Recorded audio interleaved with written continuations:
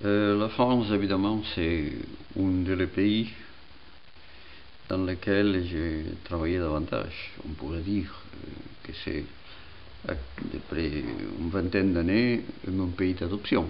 J'habite là dans l'Anjou, au bord de la Loire. J'ai une jeune femme de la région avec deux enfants, Louis et Clara. Alors ça, du côté famille et du côté travail, du côté culture, la France était toujours, comme je l'ai dit tout à l'heure, un pays que j'étais en train de vouloir, de désirer d'y aller depuis que j'étais très jeune. Depuis qu'il y avait la dictature de Franco et j'étais déjà adolescent ou préadolescent.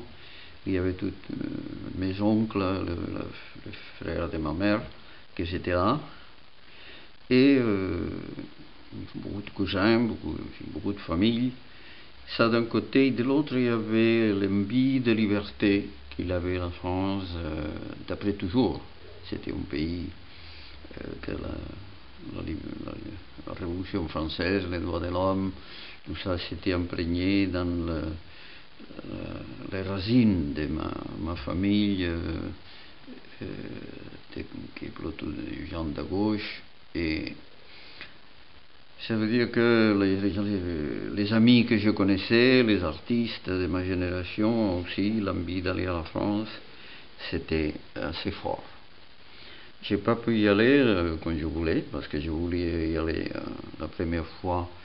J'avais l'envie, dit bon, quand je finirai Beaux-Arts, quand j'aurai 20 quelques années, je partirai là-bas avant de faire service militaire. Parce que je ne veux pas faire service militaire avec les drapeaux franquistes. Mais on m'a dit que pendant qu'il y avait la guerre d'Indochine, on obligeait les déserteurs à s'engager à Indochine ou retourner à l'Espagne. Je dis oui, ça vaut pas la peine. Alors, en plus, mon de mes cousins jeunes qui est parti parce qu'il y en avait qui passaient la frontière des fois pour faire des choses dans l'intérieur de l'Espagne.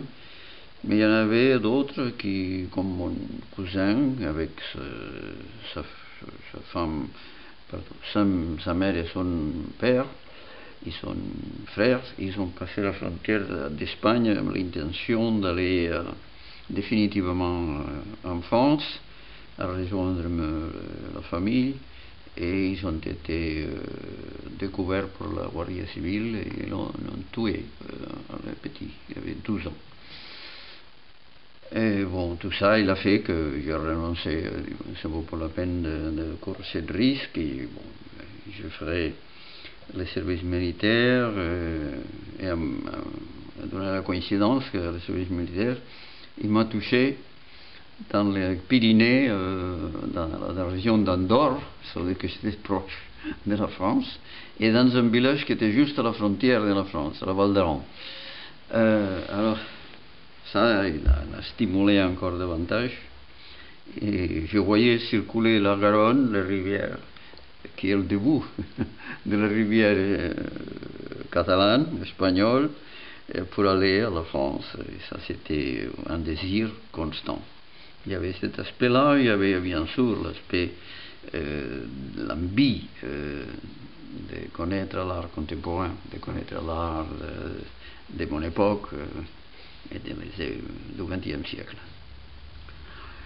Bon, c'est quelques années après, quand j'avais quelques années, j'étais 27 ans, que j'avais on m'a proposé de faire l'atelier de tapisserie qui était morte à Sant Cugat, et le nouveau propriétaire que c'était ça, il m'a proposé de faire des tapisseries qu'il n'y en avait plus. Alors j'ai dit, bon, tapisserie, je ne sais rien, la mienne c'est la peinture, et je fais un peu de sculpture, gravure, dessin, mais la tapisserie, je ne connais absolument rien. Et il m'a dit, bon, comment on pouvait faire du moi. J'ai entendu parler qu'à Paris, il y a Gouelin, il y a tout un mouvement de peintres cartonniers nouveaux dans l'art abstrait. Bon, ils m'ont dit, tu dois aller à Paris, tu auras de l'argent suffisant que tu auras besoin, et après tu nous payeras avec des cartons pour des tapisseries. J'ai fait ça. Ça, c'était mon début. Et j'ai connu là, j'avais des amis à moi qui avaient parti, ça faisait déjà après la guerre d'Indochine, ils avaient parti à Paris. Il y avait Manolo Ruiz Pipo, que c'était un peintre qui s'est fait, il est mort récemment, qui s'est fait un bon nom là-bas parce qu'il était ami de Sabartés et il était de Malaga comme Picasso. Alors Picasso lui a donné un coup de main, il a eu une galerie, il s'est développé pendant beaucoup, toute sa vie. Il a fait la peinture, une peinture très influencée de Picasso, mais bon, il a bien travaillé. Et ça et des autres amis que j'ai connus, ça m'a fait découvrir tout un monde différent. Ça, c'était pour moi très important. C'est-à-dire que pour la France, pour moi, c'était un désir très grand et une découverte dans les années 50. J'habitais au boulevard Saint-Michel, qui à l'époque n'était pas encore connu. C'était beaucoup d'années après qu'on a découvert le boulevard Saint-Michel et la Sorbonne, tout ça comme un endroit de révolution d'étudiants. Mais c'est surtout qui m'a fait connaître tout l'art que je connaissais. Bon, il y avait toutes les œuvres des maîtres du XXe siècle. Et j'ai connu des artistes de ma génération français que quelques-uns, on a eu d'après relation toujours.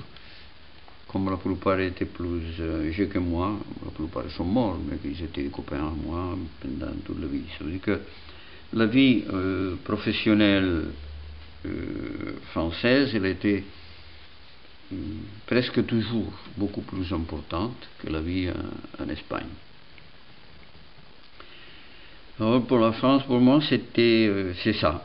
C'est après que j'habite là, que j'habite d'après une vingtaine d'années dans l'Anjou, c'est encore un choix pas inconscient, sinon tout à fait conscient, que c'est là que je devais vivre, parce que c'est là que j'aime, j'aimais beaucoup, d'après toujours, que j'ai connu l'année 57-58, quand j'ai connu l'URSA ici, et ça m'a fait rester dans une région pour vivre dans d'autres, parce que j'ai travaillé dans la région du Midi, dans la Catalogne française, j'ai travaillé dans le Pays Basque, j'ai fait des installations, des expositions dans plusieurs endroits.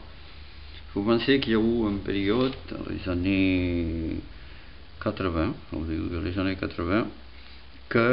des années 80, qu'il y avait un marchand qui il a connu mon travail, il a fermé la galerie qu'il avait à Toulouse et il m'a dit je vais m'occuper uniquement que de vous. Et pendant 2 ou 3 ans, il faisait des expositions dans différents endroits, d'habitude institutionnelles, des musées de Provence, des instituts de culture, des endroits, constamment. Il y avait toujours des œuvres de moi qui circulaient quelque part. Ça, c'était une chose qui m'a jamais... Bon, il m'est arrivé après aux États-Unis, ça, mais en Espagne, jamais. Et ça m'a fait connaître beaucoup de monde.